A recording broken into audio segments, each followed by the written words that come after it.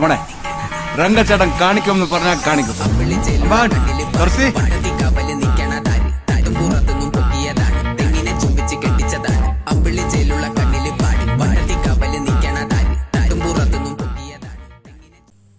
Nandyattukunnam SNV സംസ്കൃത higher secondary സ്കൂളിൽ വിദ്യാരംഗം കലാസാഹിത്യ വേദിയുടെ ഉദ്ഘാടനം സ്കൂൾ മാനേജർ CN രാധാകൃഷ്ണൻ നിർവഹിച്ചു.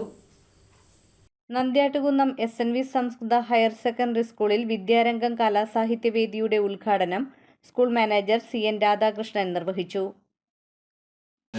നിൽക്കുമ്പോഴായാലും നടക്കുമ്പോഴാകുമ്പോഴൊക്കെ നിങ്ങൾ എപ്പോഴും നെഞ്ച് വിരിച്ച് തന്നെ നടക്കണം. അപ്പോൾ ആ രീതിയിൽ നിങ്ങളൊരു ഇൻ്റർവ്യൂവിനൊക്കെ ചെല്ലുമ്പോൾ വളരെ ഇതായിട്ട് സ്മാർട്ടായിട്ട് അങ്ങനെ കയറി ചെല്ലുമ്പോൾ അപ്പോൾ നിങ്ങൾ സെലക്ട് ചെയ്യാനായിട്ടുള്ള ഒരു തോന്നൽ ഇൻ്റർവ്യൂവിൽ ബോർഡിലുള്ളവർക്കുണ്ടാവും. അപ്പോൾ അത് നിങ്ങൾ പ്രത്യേകം ശ്രദ്ധിക്കണം. അതോടൊപ്പം തന്നെ വായനാശീലം 100% നിങ്ങൾ വളർത്തിയെടുക്കണം. വായിക്കാനുള്ളൊരു മനസ്സിൻ്റെ ഉടമകളായിട്ട് നിങ്ങൾ മാറണം.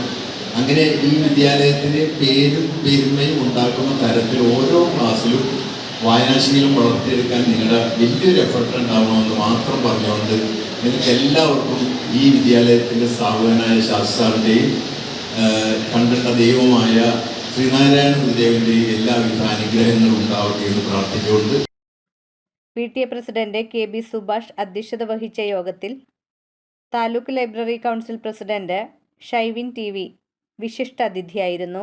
ഹെഡ്മാസ്റ്റർ CK ബിജു സ്വാഗതവും സ്റ്റാഫ് സെക്രട്ടറി KV സാഹി നന്ദിയും പറഞ്ഞു. ലോക വായനാ ദിനമാണ്. വിദ്യാർത്ഥികളെ സംബന്ധിച്ച് ഇന്ന് മാത്രമല്ല വായിക്കുന്നത്, ആദ്യാക്ഷരം കുറിച്ച അന്ന് മുതൽ ജീവിതാവസാനം വരെ നമ്മളെല്ലാവരും വായിച്ചുകൊണ്ടിരിക്കും. എങ്കിൽ പോലും ഓരോ കാര്യങ്ങൾക്കും പ്രത്യേകിച്ച് മദേഴ്സ് ഡേ ഉണ്ട്. നമ്മെന്നും അമ്മയെ വിളിക്കുന്ന നമ്മളാണെങ്കിലും അമ്മക്കൊരു ദിനം വെച്ചിട്ടുണ്ട്. കഴിഞ്ഞ മാസം ഫാദേഴ്സ് ഡേ ആയിരുന്നു. അച്ഛൻ്റെ ഒരു ദിനം വെച്ചിട്ടുണ്ടായിരുന്നു.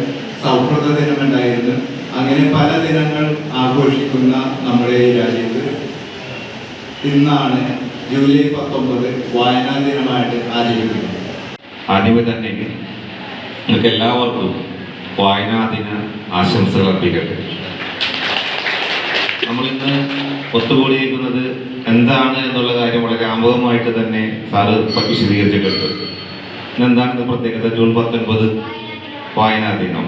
എന്താണ് നമ്മൾ വായനാ ദിനം ആചരിക്കുന്നതിന് കാരണം?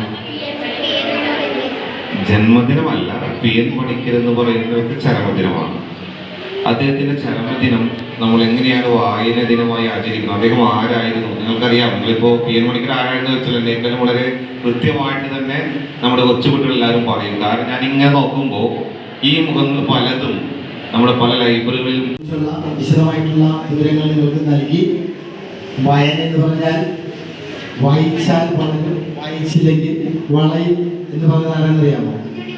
അപ്പോൾ വായനയിൽ നിന്ന് നിങ്ങൾക്ക് ബോധ്യപ്പെട്ടു.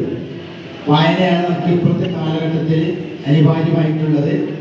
അതിപ്പോൾ നേരത്തെ നമ്മുടെ വിശിഷ്ട അതിഥി പറഞ്ഞതുപോലെ നമ്മുടെ സമീപ പ്രദേശത്തുള്ള വായനാശാലകൾ സന്ദർശിച്ച് നമുക്കവിടെ ഒരുപാട് ഒരു മണിക്കൂർ 2 മണിക്കൂറോ നമുക്ക് ഇപ്പോൾ അത്യാവശ്യം അനിവാര്യമായിരിക്കുന്ന വായനാശീലം നിങ്ങൾ തീർച്ചയായിട്ടും മുന്നോട്ട് കൊണ്ടുപോകേണ്ടതുണ്ട്. നമ്മളെല്ലാ ദിവസവും നമ്മുടെ വീട്ടിൽ പത്രം വരുത്താറുണ്ടെങ്കിൽ അത് പത്രം നന്നായിട്ട് വായിക്കുക. പൊതുവായിട്ടുള്ള അറിവുകൾ നമുക്ക് പത്രത്തിലൂടെ നമുക്ക് നേടാൻ സാധിക്കും.